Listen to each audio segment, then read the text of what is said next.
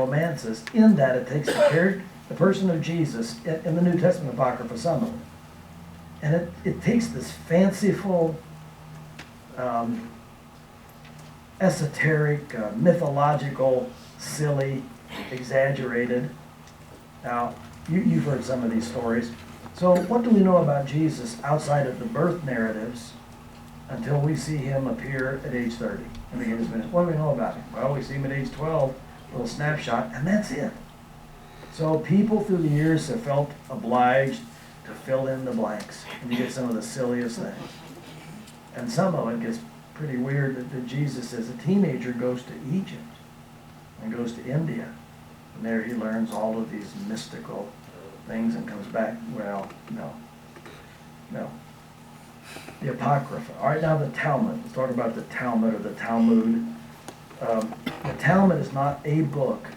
It is a vast collection of books that has everything in it from Jewish history to recipes. It's vast.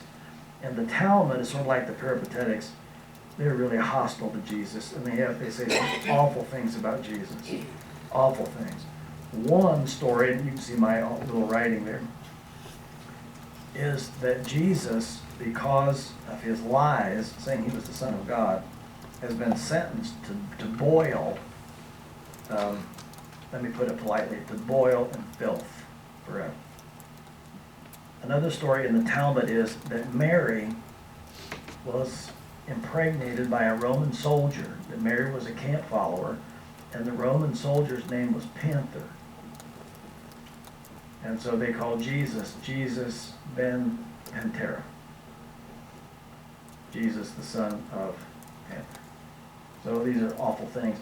The Talmud. And we have copies of the Talmud.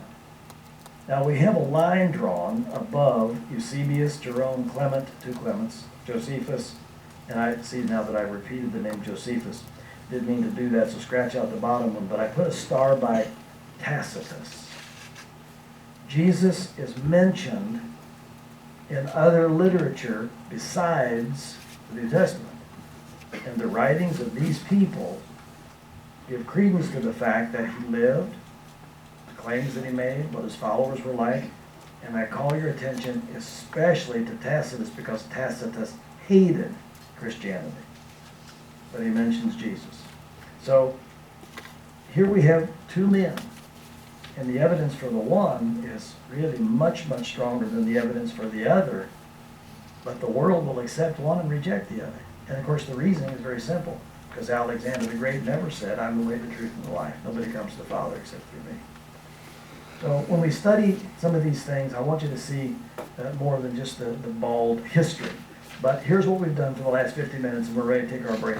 We've shifted from Medes and the Persians defeated by the Greeks.